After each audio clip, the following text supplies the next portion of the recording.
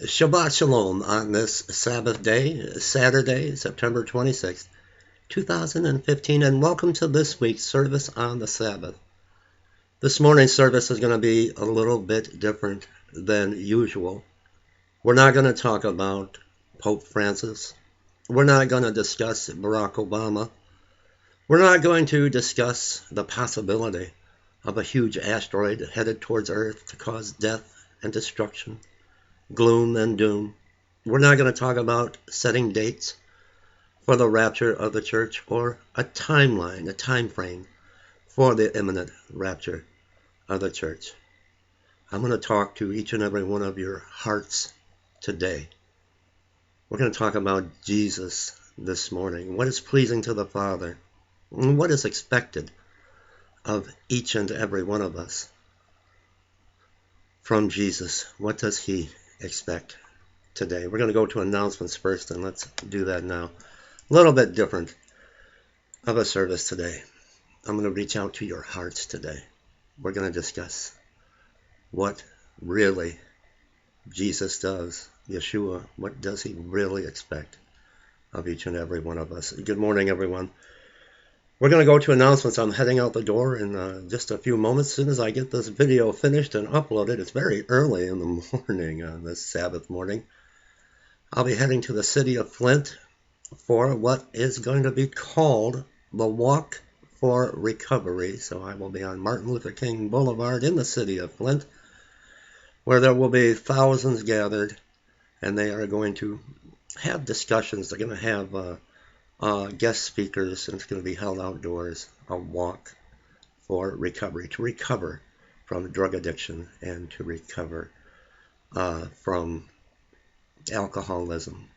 And with Christ, all things are possible. So I will take my camera. I'll do my best to get some footage of today's event, and I will be out there ministering in the city of Flint as well with our homeless ministry, and they have a crisis with the water. God help us save Flint. Such a tragedy that has taken place in the city of Flint, but the people are rising up above this storm, and we are going to lift them up in prayer. Keep my family lifted up in prayer. We're heading into a new month, and we are still kind of tied to the old trailer. I'm not asking for help. I'm not asking anyone to send in anything to help us. It's very costly. We had to pay the lot rent last month and our house payment here, our bills here. And it's kind of like we're still tied to that trailer because we've tried to give it away. We've tried even to give it away to a church. But it's in such a poor condition that it would cost so much just to repair it so it could be moved. And the cost of having this trailer taken down, and it has to be a licensed contractor to do it. The dumpster rental alone is $550 to put the debris in. And it's going to cost about $2,000 that we don't have. But we've given this to God, and it's in God's hands. So please, there's so much power in prayer. It's very difficult. We can't keep paying for the old trailer. Financially, it is devastating our personal income here, our personal bills at home. There's power in prayer. Lift us up in prayer. I want to thank the following who have given to our ministry and outreach to the homeless. Someone on another YouTube channel, Colonel Casper UK, he did a couple of videos about me, but he has taken them down, and he was mentioning I've got 9,000, 10,000 subscribers, and when I mentioned those that give to the ministry, he said, I'm sure there's more. There's thousands and thousands that give. No, that would be what a blessing if all 9,000, 10,000 viewers and subscribers gave to the ministry. But I share with you what does come in to the ministry. And from Texas, the sister wishes to remain anonymous. Oh my goodness, a precious gift, all that she had. $2 to our ministry and outreach to the homeless. And Melissa from Kalamazoo, Michigan, my neighbor, $25 offering to our ministry and outreach to the homeless. I'll put the link below if the Holy Spirit moves you to help with this ministry. Let me share a picture with you, and this is what our service is going to be. It's a lesson to be learned here. I want to share a picture with all of you, and then I want to share what a friend on Facebook shared with everyone. Let me show you the picture first.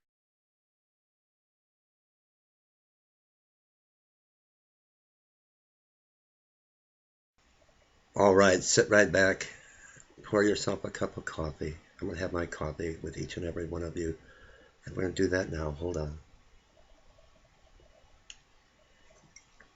Pause the video, pour yourself a cup of coffee, sit right back. The story I'm about to share with you is a true story, and it will bring tears to your eyes, and it will warm your heart. And I know this is what Father God, Yahweh, has brought in my path to share with his children today. This is where we need to be spending our time, not so much on the internet, not so much chasing signs of the end times, but this is what we should be doing while we're waiting on Jesus to come. Let me share this with you now. Now, this was posted by a friend of mine on Facebook, and this is a true story. I want you to notice the man kneeling by the trash container with an empty, he's got some food in a hamburger wrapper. Let me share this story with all of you. This evening, as I was leaving Best Buy, I noticed this man going through the garbage can outside of the store. As I walked to my car, I watched him as he reached in the garbage can and pulled out fast food trash bags and inspected all that was in the thrown away bags. He did this for several minutes. He would find a few fries in one bag and a bite or two of a hamburger in another bag.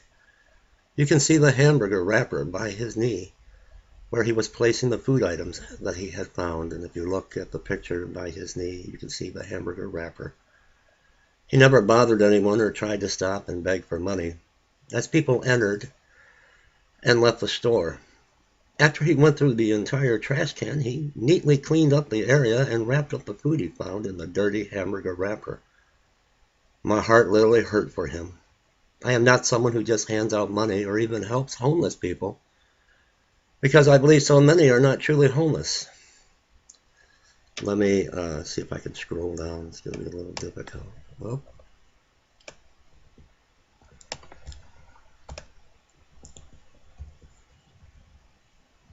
I don't guess I've ever seen someone actually go through a garbage can to try to find food to eat.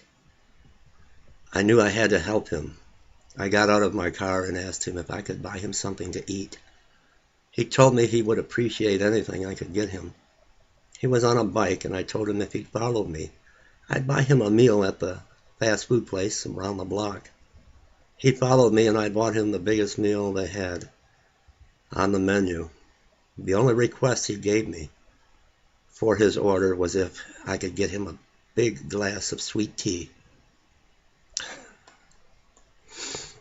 to go with his meal. When I brought him his food, he was so thankful. He told me his name was Steve, and he'd been homeless ever since his sister died last September. He was trying to get off the streets, but it was so hard. I told him God loved him and I would pray for him. He told me again how much he appreciated the meal. When I got back in my car, I drove off with such a heaviness in my heart for this man. I drove down the road and felt compelled to go back to help this man. When I came back, he had finished his meal and was riding away. I pulled up beside him and asked him if there was any way I could help him. He told me, not really. He never asked me for money. I asked him if I could buy him a few meals and put it on a gift card for him. He told me that would be so kind. I drove to McDonald's and bought him some meals and gave him a gift card. He broke down crying. He told me that he prayed for me today. I wasn't sure what he meant. I was assuming he was praying for me for what I did for him. So I thanked him. He said, "No, you don't understand. I prayed that God would send someone to buy me a hot meal today, and he sent you." I didn't know what to say. I was speechless. Praying for a hot meal wasn't a prayer I had prayed today. Come to think of it, that's not a prayer I've ever prayed. I always pray over my food, but I never prayed for a meal. It's expected. I've never doubted that I wouldn't be able to eat. Tears began to fill my eyes. Oh my, how blessed I am. Maybe God used me to answer this man's prayer, to let him know that he cares for him and knows what he's going through. But maybe God used this man to show me just how blessed I am and what I take for granted. He said, you see, I have cancer.